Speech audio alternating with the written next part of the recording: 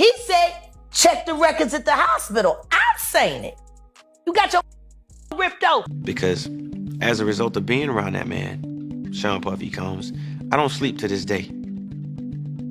I have a problem sleeping to this day. I got it from him. At trial, Combs will ditch the jail garb and wear ordinary clothes, as his lawyers argue the evidence shows consenting adults being intimate in their own way. Would you be open to a plea bargain?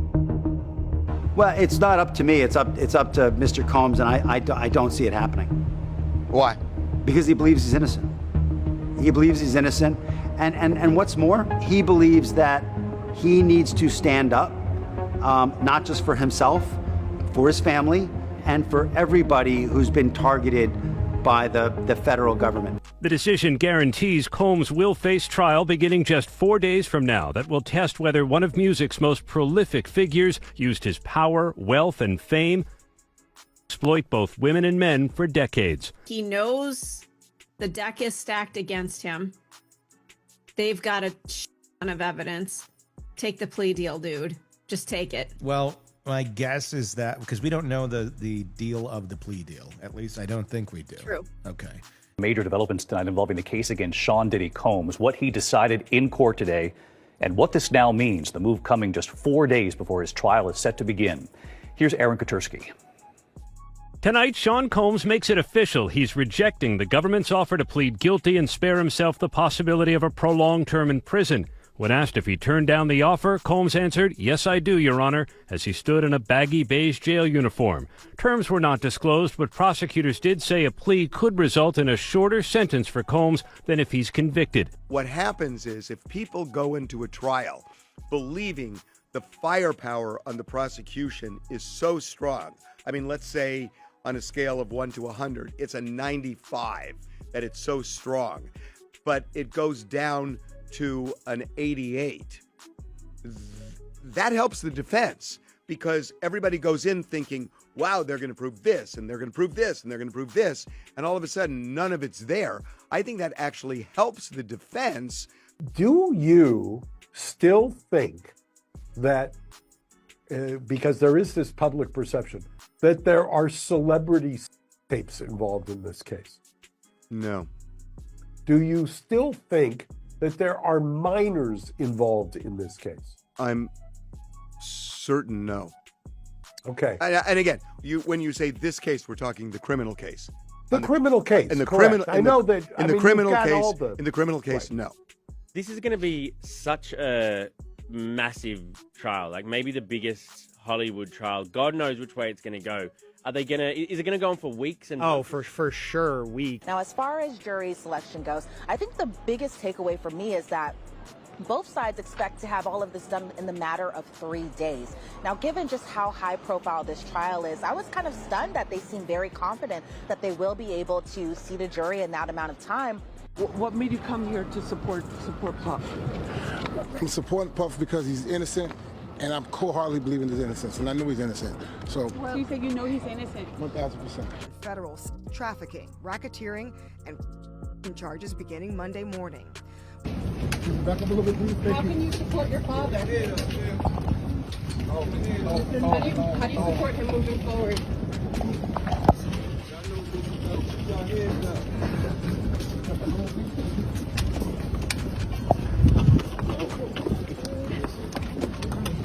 Isn't that, to my mind, that's one of the bigger hurdles in selecting a jury this coming week, is that there is, at least anecdotally, when I talk to people, they have that opinion, strongly held opinion, that there's celebrities. Diddy's lawyers had argued that he had made good faith efforts by showing up in New York, ready to surrender to face these charges. But prosecutors said that he could not be trusted, that he has a history of trying to intimidate witnesses, including some who are going to be witnesses in this case. They urged the judge to remand him.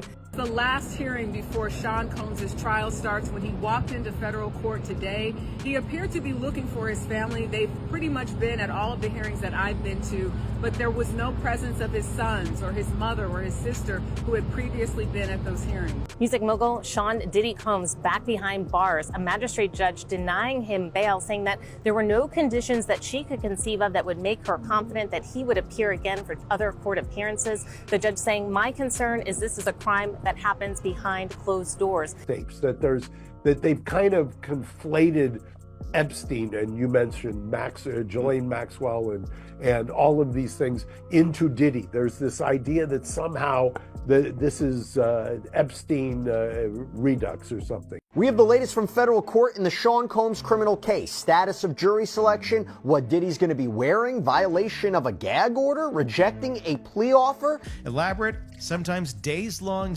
parties by coercing victims through drugs, threats, and manipulation.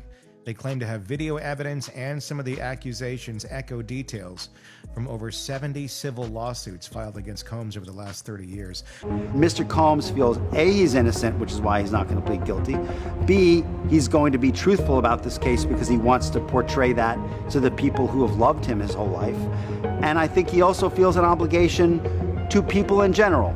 Maybe it's black people, maybe it's white people, maybe it's anybody who's ever felt aggrieved and targeted by the government. He feels an obligation to those people to say, you know what, maybe I can break the model. Maybe I can show the world that a black man can win, in federal court. And I think he probably is the only person I know of who might be able to actually accomplish that. She did, and when the judge did, Diddy, who was sitting at the defense table with his attorneys, did not show any signs of emotion. He took a sip of water before he was led out of the courtroom by the U.S. Marshals. Now, his lawyers have vowed to fight this. They are going to be back in court on Wednesday before the judge who will oversee this trial and try to get Diddy to be released. Well, Bill and Sade, accepting a plea agreement would mean that Sean Combs would have to admit to trafficking and force. And today he made it very clear that was not going to happen. Diddy maintained all along these encounters involved consenting adults and plans to take his chances that a jury agrees. Usher Raymond IV has agreed to appear as a government witness in the ST trial of music mogul Sean Diddy Combs, a decision disclosed in a sealed filing late Sunday and confirmed early Monday by two people familiar with the case. The R&B star's expected testimony, scheduled for the first week of evidentiary hearings in U.S. District Court in Manhattan, could give jurors rare insight into Combs' private circle at a moment when prosecutors are trying to show how friendships and business deals allegedly concealed a pattern of coercion stretching nearly 2 decades. Prosecutors say Combs oversaw an informal network that arranged travel, housing, and payments for women who attended what sources describe as exclusive after-hours gatherings. In a 25-count indictment unsealed in March, the government charged Combs with 1 count of R and multiple counts tied to ST and obstruction. He has pleaded not guilty and remains free on a $6 million bond, arriving at court each day flanked by his attorneys. Usher's link to Combs dates back to the mid-1990s, when the then-teen singer lived briefly at a New York recording compound run by Bad Boy Entertainment. Court filings suggest prosecutors will focus on that period to establish precedent for what they call grooming practices that later evolved into a more systematic operation. Investigators also cite 1998 diary entries, introduced last month under seal, that allegedly describe late-night studio visits and guest list protocols controlled by Combs' senior aides. Combs' defense has attacked the diary as unauthenticated hearsay, arguing that its chain of custody is unclear. Still, Assistant U.S. Attorney Clarissa Vega told the court last week that a key living witness is prepared to verify the substance and context of those passages. Though Vega did not name the individual, Monday's filing identifies that witness as Usher. Court personnel spent much of the morning in closed session to discuss scheduling logistics, according to the docket. A person briefed on the plan said Usher is set to testify in person rather than by video link, a concession he reportedly sought to underscore the seriousness of the matter and avoid any perception of distance from the proceedings. Legal analysts note that celebrity witnesses bring both opportunities and risks. Jurors can find a world-famous name credible, but star power can also distract from core facts, said criminal defense attorney Marcus Green, who is not involved in the case. Usher's willingness to appear could give jurors a familiar voice that cuts through the noise. Inside the courthouse, jury selection has already highlighted the challenge of impaneling residents who have not heard salacious headlines about Combs. On Monday, Judge R.N. Subramanian dismissed 3 prospective jurors who said they could not remain impartial after seeing social media clips depicting what commentators labeled freak-off parties. One prospective juror cited a recent stand-up monologue that joked about baby oil, allegedly retrieved from Combs' homes during a March raid. Prosecutors have argued that such online commentary underscores why they need eyewitnesses like Usher, who can offer first-hand accounts instead of rumor-driven narratives. The government's witness list, partially unsealed last week, includes former employees, security contractors, and at least 4 unnamed women who say Combs coerced them into explicit acts.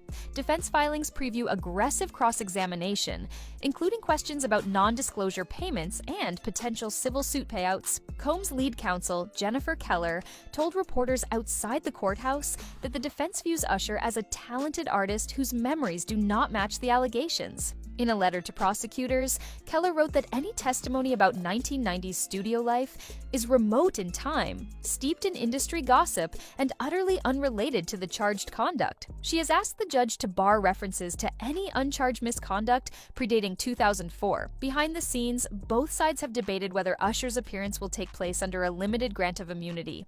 2 sources familiar with the talks say the singer voluntarily cooperated and has not sought immunity, but prosecutors are prepared to offer protection against self-incrimination on unrelated matters if needed to keep the schedule intact. Music industry insiders have speculated for weeks that Usher might step forward after Billboard reported on private negotiations between his management and federal agents. The singer's representatives declined comment Monday, but a person close to the team said Usher intends to tell the truth, nothing more. Social media reaction was swift. Hashtags such as Usher Speaks and Diddy Trial climbed trending lists within hours of the news leak. While headlines focused on Usher, prosecutors quietly added 2 corroborating witnesses whose identities remain under seal. Court watchers note that the government rarely relies on a single marquee name.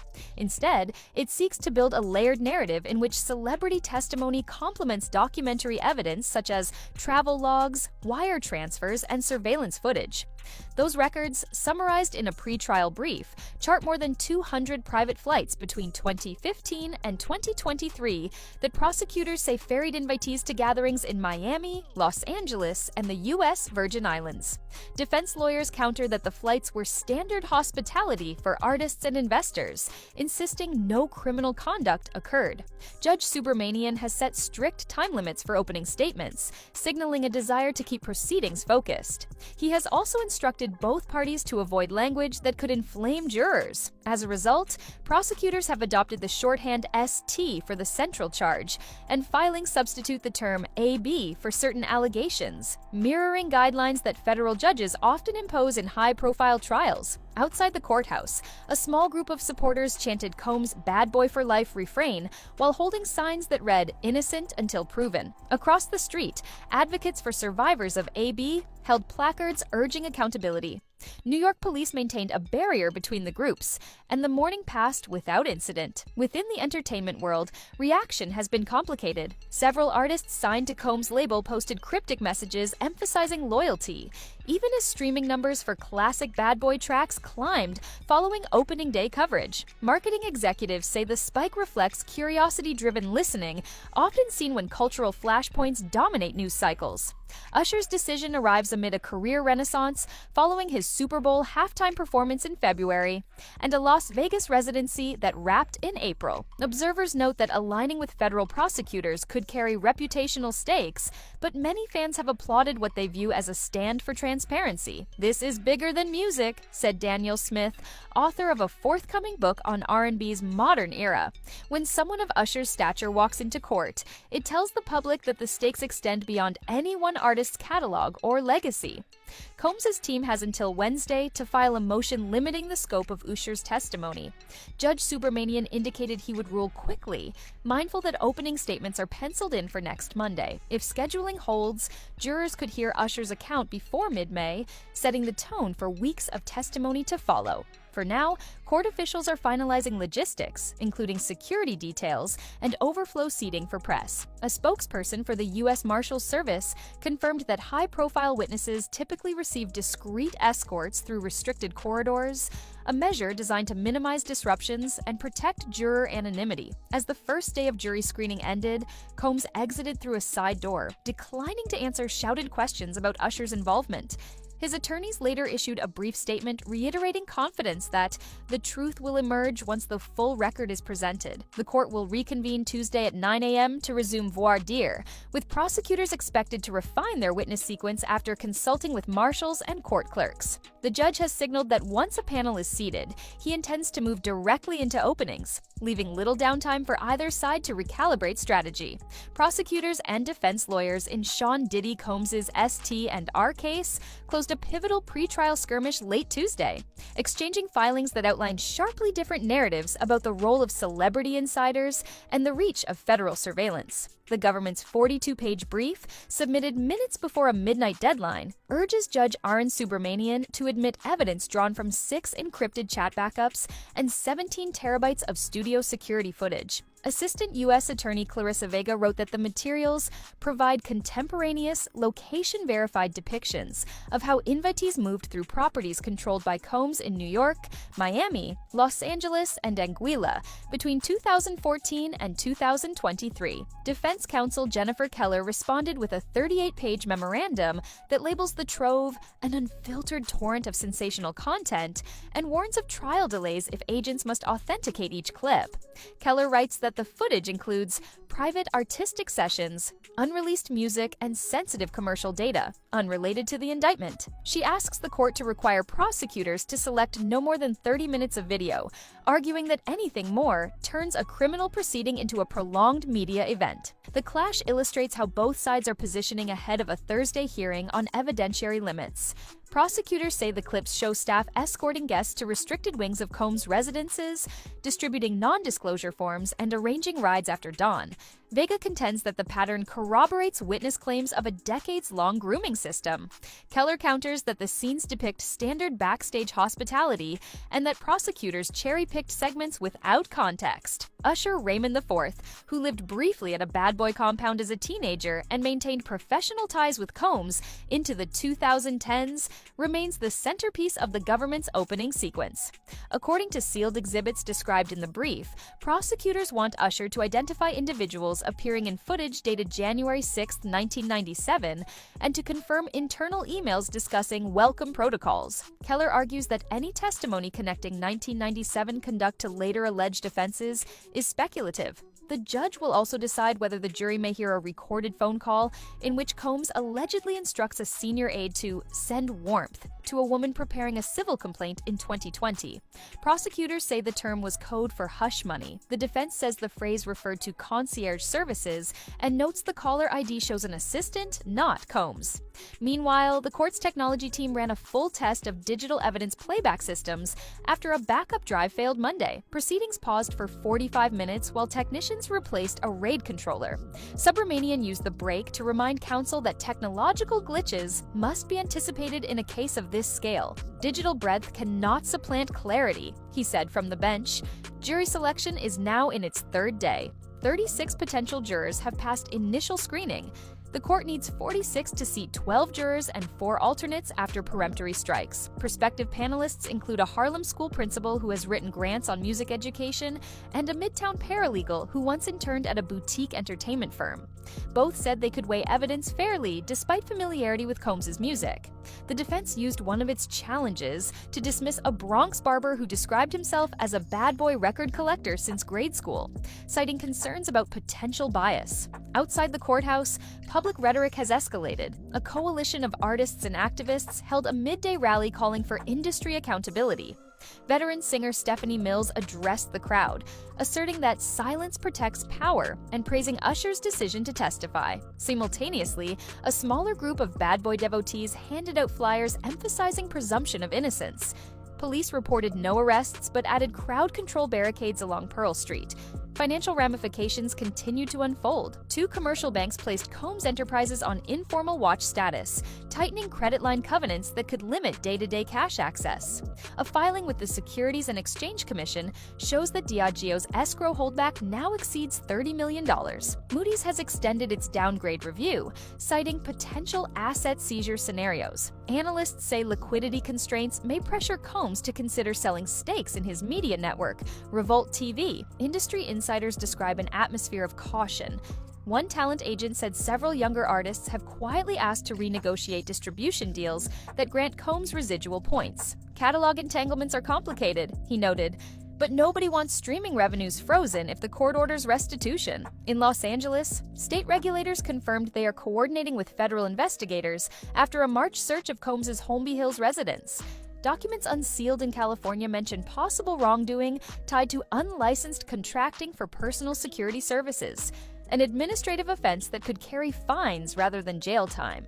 Keller accused prosecutors of jurisdictional overreach, insisting that local permits have no bearing on federal ST allegations. Back in Manhattan, a sealed submission from prosecutors outlines plans to call a forensic accountant who traced $11.6 million in Zelle and Cash App transfers to shell entities in Delaware, Wyoming, and the British Virgin Islands. The government says the network concealed payments to women identified only by initials. The defense counters that talent management frequently uses special purpose vehicles for intellectual property assignments and that many transfers represent songwriting advances. One of the shell entities, Sapphire Key LLC, figures prominently in both criminal and civil filings. Prosecutors allege it paid for charter flights that ferried preferred guests to closed-door events. Civil plaintiffs argue Sapphire Key funded non-disclosure agreements that silenced complaints. Keller says the company is a standard royalty collection conduit. Subramanian will also rule on whether jurors can hear evidence of prior civil settlements. The defense wants the amounts excluded, warning that large figures could prejudice the panel. Prosecutors argue jurors need to understand why some witnesses accepted payments and remained silent for years. While lawyers bicker over documents, Combs has begun attending court in a gray pinstripe suit rather than the black ensemble seen during earlier hearings. Image consultants say subtle wardrobe shifts can influence juror perception, though legal scholars caution that behavior and testimony carry greater weight. The court has not set a deadline for plea negotiations, but private discussions appear dormant. 2 weeks ago, prosecutors offered to drop the R charge in exchange for a 15-year plea on ST, according to a person familiar with the talks.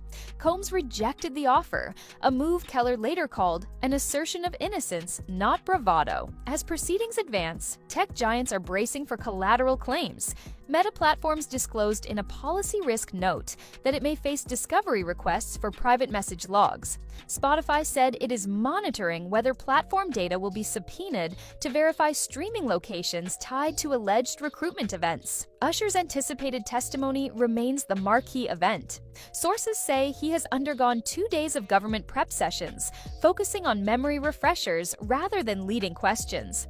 Prosecutors want him to recount a 1997 rehearsal at the Daddy's House studio, where Combs allegedly quizzed teenage artists about social connections. Legal experts say the account could show an early template for later misconduct.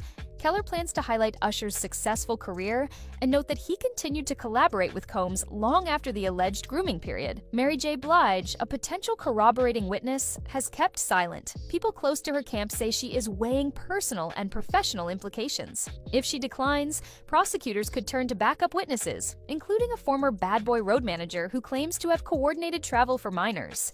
Wednesday's docket includes a defense motion to suppress certain financial exhibits. Keller argues that spreadsheets extracted from a laptop were created after the government flagged the computer, violating a plain view standard. Prosecutors say a valid warrant permitted examination of any file containing keywords tied to alleged misconduct. Subramanian has indicated he will deliver oral rulings quickly to keep opening statements on track. He reminded counsel that once the jury is sworn, daily sessions will run from 9 a.m. until 4:30 p.m. with one 60-minute recess. The schedule allows minimal downtime for press conferences, a decision observers say could limit the spectacle but place additional strain on attorneys juggling civil case discovery. Civil plaintiffs filed a joint petition requesting access to certain sealed exhibits. arguing that overlapping factual questions make the records relevant to their suits. The judge invited briefs on whether civil litigants may intervene in a criminal case at this stage. Vega said the government takes no position, but warned that premature disclosures could compromise witness safety. Keller opposes any release, citing privacy rights. Newsroom editors nationwide have assigned veteran court reporters and added broadcast vans outside the Daniel Patrick Moynihan Courthouse. The Southern District's Media Center issued 160 day passes on Tuesday alone, approaching capacities last seen during the Joaquin El Chapo Guzman trial. A second overflow room seats 120 observers, but filled within minutes of opening. Industry reaction remains mixed. Revolt TV has paused new episode releases of its flagship talk show, citing ongoing legal coverage commitments. Advertising analysts predict that CPM rates for unscheduled inventory linked to Combs' properties may drop until trial outcomes clarify. However, vintage Bad Boy compilations continue charting on Apple Music's top streamed playlists, reflecting a pattern in which controversy drives catalog interest. Judge Subramanian ended Tuesday's session at 5:14 p.m., thanking jurors for navigating courtroom logistics. He reminded them not to read about the trial or discuss it with anyone, a standard admonition underscored by recent leaks. The case resumes at 9 a.m. Wednesday with continued voir dire, followed by the suppression hearing on encrypted chat backups and travel manifests. If the jury is seated by Thursday afternoon, the court could hear opening statements Monday, ushering Usher's testimony into public view within days. For now, all sides brace for rulings that will define how much of Combs' past becomes part of a narrative the jury must evaluate.